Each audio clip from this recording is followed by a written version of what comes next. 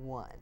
Hi, this is CoachWorld TV. I'm Laurie Lawson, and tonight my guest is Mark Schall. Hey, Mark Schall. Hi, Laurie Lawson. How are you? I have to tell you, I have to pin this man down years in advance because he's a very busy guy. He is a coach, haha, we knew that. He is a trainer for IPEC, and those of you who watch the show know that I have an affinity toward IPEC because that was where I got my training, but Mark didn't do it for me, but that's okay. You'd have been a much better coach if I did. Oh my goodness, see, and yet I invite him back. What can you do? Yeah, okay. And he's also a corporate leadership and development trainer, right. And tonight, he's going to tell you all about this very exciting thing he's doing with something called CVI, and I'm going to let him tell you about that. But Mark, thank you so much for coming. Thank you for having me again. We are having, you know, I pulled you out of your busy schedule because he's all over the place doing everything. So, but tell us a little bit. First, tell us just how did you become a coach? How did I become a coach? Well, I attended the IPEC training, actually. And actually, my background, I have a master's in counseling. So I've always been sort of in the helping fields. Mm-hmm. And it was a friend of mine who had done the program. And he said, Mark, this stuff is you. And if I know you, you'll do the program and end up working for them. And that's kind of exactly look at that. how it went. So, yeah. How long after did that happen? Did you just get out of the training and go, oh my gosh, I've got to spread the word? Yeah, it was pretty quick. My instructor, who was Deb Vandergrift, who was the director of the New York School at the time, right. After I did an in-class presentation, she came up to me and she says, you know, have you considered being one of our trainers? Because you'd really be great. And we'd like to talk to you about that. She nailed it. Yeah, I've seen Mark in action. He's scary, but he's good. High energy does not even begin to explain what this man. Exactly. It's a little frightening, but but he's very good. So that's the important thing. So did you immediately go into being a trainer, or did you try to do your own practice, or both? I did both simultaneously, really. Okay. Yeah. So it was great. So they both developed at the same time. Okay. And so, what are you into now? And please, I don't know if it's a family show, but it's a coach show, okay? What am I into now? So, yes. Well, so I see clients individually. I have my private practice, and I also do like you said, my corporate leadership development, training and coaching. So I do training and coaching for companies and businesses, helping leaders become better leaders, more effective at what they do, and also instructing at IPEC. So those are sort of the three things. And then I recently became certified in the Core Values Index, which is what CVI stands for, which is what you mentioned, right. Which I use with my individual clients as well as in the corporate leadership development training and consulting world. It's actually a very effective business optimization tool for helping improve performance and improve the bottom line for companies and increase employee engagement. Okay, and that sounds very good. But tell us a little bit more in depth, because there are some of them out there already. What makes CVI or Core Values Index, thank you, so special? Well, you know, every assessment that's out there is unique in and of itself in some way. I mean, they measure slightly different things. There's a lot of overlaps. So. And as many coaches out there know, you know, it's very helpful to be certified in any number of assessments, because then you can offer a wide variety of right. different products to your clients based on what their goals are and, you know, what's going to work well for them. So one of the things about the CVI is that it doesn't measure personality. It doesn't measure skill. It actually talks instead about 4 discrete and distinct human energies that we basically emit into the world as we live our lives. And it looks at what those are, what the unique combination of them is in each one of us. And then it ultimately looks at what kinds of things in the world we are naturally drawn to, naturally find engaging, and then therefore, how are we wired? Like, what contribution? It's based on Maslow's theory, basically, with his hierarchy of needs. And one of the things that Maslow believed is that we're born with an innate, unchanging core value nature. And that core value nature is what the CVI captures. And that core value nature causes us to want to make a certain type of contribution to the world while we're here. And this instrument can give you a guidepost on what that is. Yes. That's and one of the amazing. things that has us believe that we've actually captured the innate unchanging nature that Maslow spoke of, is the repeat reliability score of the CVI as compared to other assessments. Explain what that means. So that's if you were to take the CVI later and over the course of your life, how much would it change? How likely would it be to change? So some of the other assessments out there that are designed to capture personality or things that don't change have a repeat reliability score usually in the 70s and 80s, and then a year out and beyond that tend to degrade to the 60s and the 50 percentiles. Now, is that based on personal experiences and education, and they just change? Yeah, well, it's hard to capture something in human beings. Yeah, that, you know. So the CVI has a 94% repeat reliability score. Wow. 1 year out and beyond, and way beyond. Which is pretty amazing. So that's why we think we've captured something that is unchanging about human behavior and human nature, basically. Give me a little bit of the history, because I was amazed when he told me Sure. how this stuff started. So the core values assessment was created by a gentleman by the name of Lynn Taylor, and Lynn created Taylor Protocols, which is a turnaround management company. So they basically, he began this work dealing with companies that were in deep financial distress, and he would turn them around.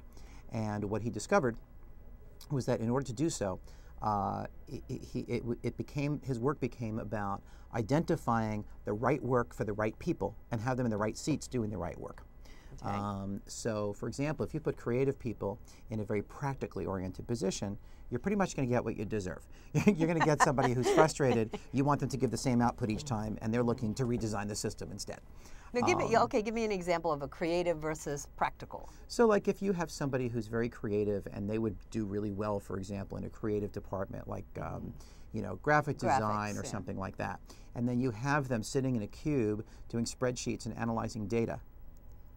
They're going to struggle to be good at it. They could learn to be good at it, but it's going to take a lot of energy for them to be good at it. Where if you put them in the creative position, even if it's new stuff for them, they'll pick it up much more quickly, and they'll be engaged in it. They'll get lost in it because they just love, it's what they naturally kind of love to do.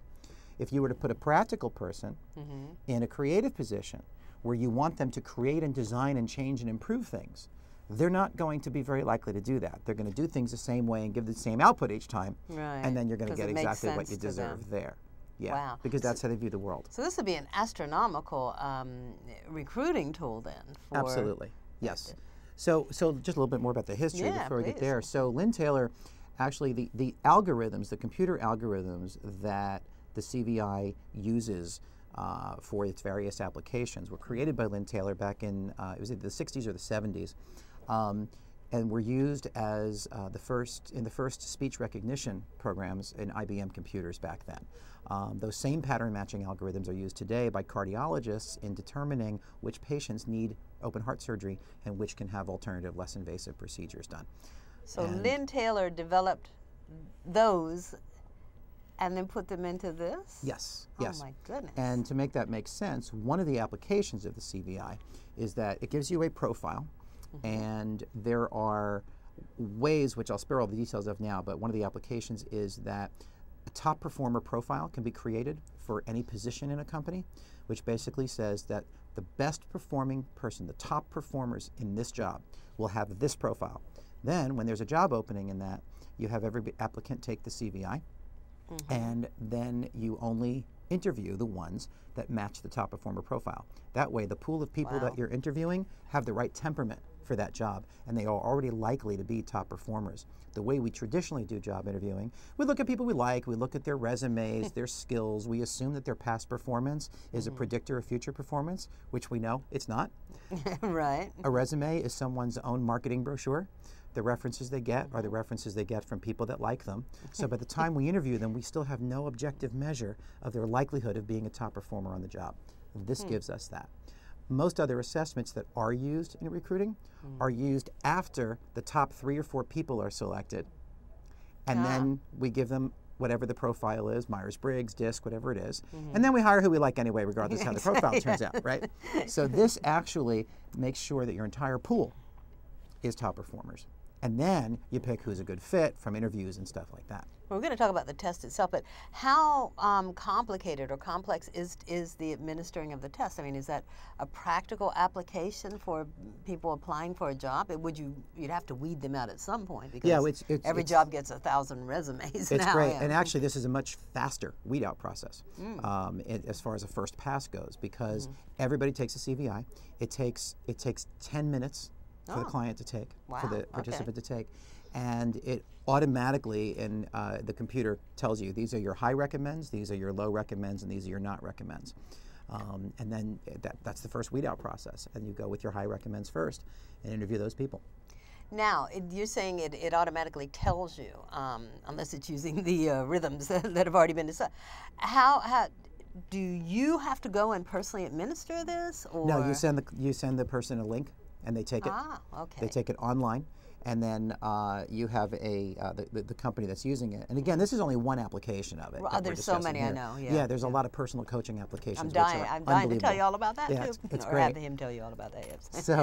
So the company has their own web interface where all of the CVIs go right to that. So all they do is log in and look at who's taken it, and it sorts and it gives that information. This is just totally off the wall. But would you recommend that everyone who apply take it, or just would there be, if they don't at least meet bare minimum requirements? No, everybody takes it first. Everybody. And no one gets looked at unless they meet that top performer profile. Wow. The other way, we end up weeding out people that might be our top performers, might be the best but they ones. might not have the experience exactly that we're looking for.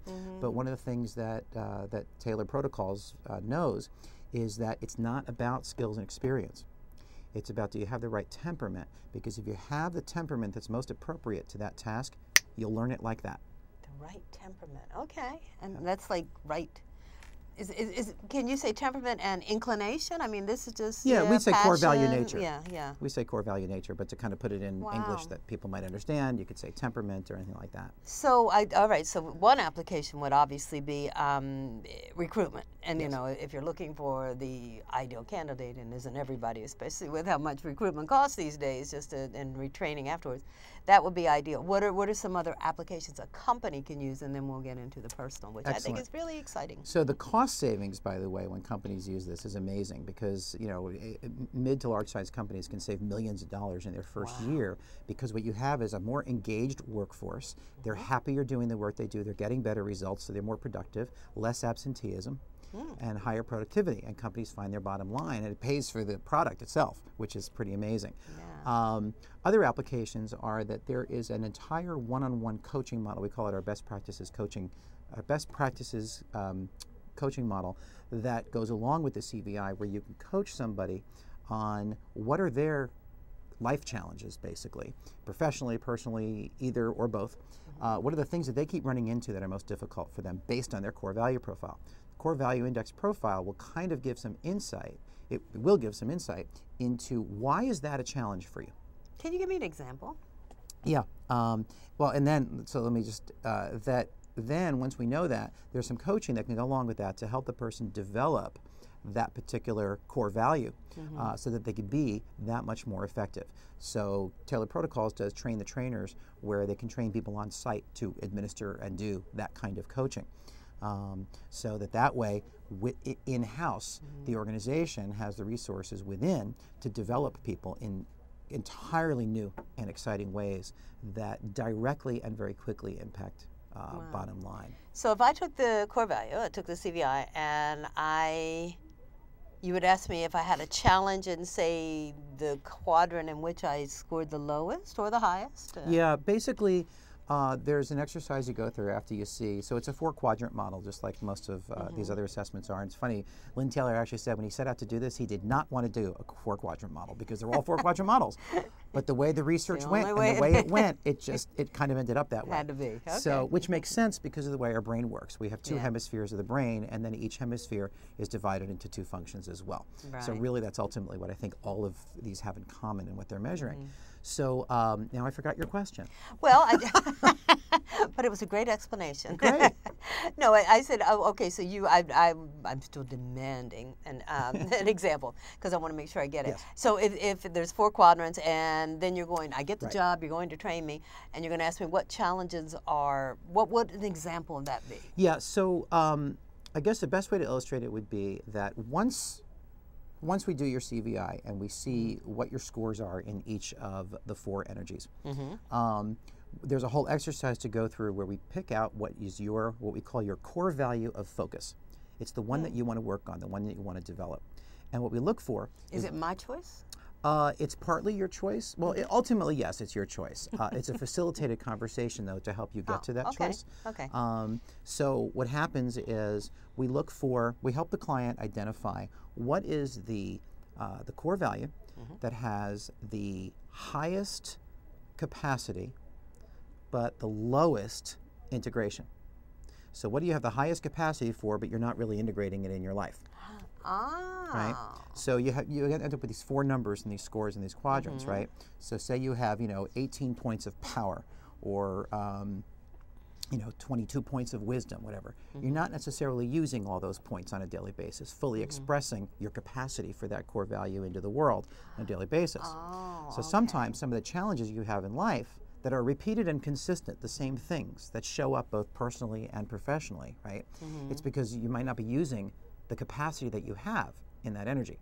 So we can help you the coach can then help you to develop your capacity in that energy. Now, if your capacity is below a certain level, it's too low, client might find that the energy output required to be effective in that particular energy, right? And to devote to the tasks in life that require that kind of energy, it's so low, it's so out of reach for them that to work on it and to be coached to develop that might take so much energy and effort from the person that they'll have a huge energy output to get there, very small result that might not necessarily last. And so, for me, when it comes to keeping track of receipts for tax purposes and all that sort of somehow I don't think very that's his forte. Very left brain stuff, I could set up the systems. I have the core value nature that actually helps me to see I can set up a system for anything, but then the receipts still stay all over my apartment, right? So the system is keeping it going, that's the stuff that somebody in the knowledge quadrant or the banker quadrant, as we call it, would be very strong in. My score in that quadrant is so low. And all my life, whenever I try to get into, I can clean it all up and get it all working, and then in a month it's a mess again. So how would you compensate? So for ones that the score is high enough, the person can be coached, and there's a whole coaching protocol to help the person develop that particular energy. So what I hear you saying is the coaching part of it would become bringing the reality and the potential more in line. Yes. Yes. Okay. And the coaching model to do that is a very specific model, but the skills required are basically the same skills that any coach trained in any, at any institute, particularly ICF accredited institutes, do already. Right, so it's really just another application of all those wonderful skills. Now, if the score is so low that the client would really have a challenge developing that, as in my case, as I illustrated there, sometimes the recommendation might be hire somebody who's strong in that energy to do that. So I did that, and I hired a virtual assistant, and it has changed my life. Really? Yes, yeah. In fact, the gentleman that debriefed me on my CVI when I first was introduced to it, he's also a coach. Also weak in that same area, and he used to spend 6 hours every Friday doing all of his invoicing and scheduling and receipts and categorizing for taxes, and he would have to drink tons of coffee. He'd take a break every 10 minutes and go out and walk a block to come back to just keep the energy up. 6 hours. Wow. Then he hired an assistant who has a very strong core value profile in that particular area. Takes her 1 hour to do all the same stuff because she loves it. She's wired that way, right? Yeah. She does it in an hour. He pays her $20 an hour. Or $25 an hour, right? And then he has 6 billable hours left in his schedule and increase his income by $4,000 a month because he was able to use those hours making his highest and best contribution doing what he does best. No sense taking somebody whose contribution to the world, the thing they do best, is to be out there with people and have them stuck somewhere having to do this minutia. It's a waste of that person's energy. And it's a waste for that person of their ability to really earn a living doing what they love doing. Most of us as coaches, we tend not to be good at that stuff, but we're really great at the being with people piece.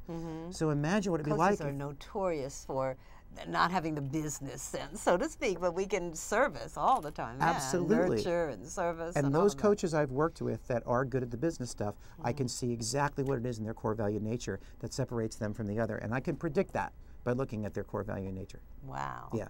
So. That's amazing. You know what came to mind when we were talking, and it had, you're probably going to say it has nothing to do with what I was talking about.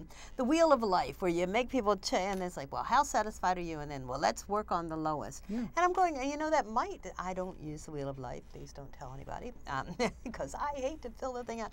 But it might, that we might be approaching that wrong. It's like, or not as effectively as we could. It's like, just because I remember once when we were doing that, and I was coaching somebody, I got stuck using it, and they said their family area was 2, and the person said, well, let's work on that. She goes, no, I don't like my family. I want it to be 2. Yes. And it's like, you know what, that's, not all numbers have to be increased. I love what you're saying. It's like. Well, if you remember too, with the wheel of life, we always, we never assume that the lowest one is the first one that we should work on with the client. Right. We help the client look at it. We say, what do you see? Which one do you want to work on? And we let them choose. Right. Or sometimes we might have them rank order the sections of the wheel from most important to them to least important, right?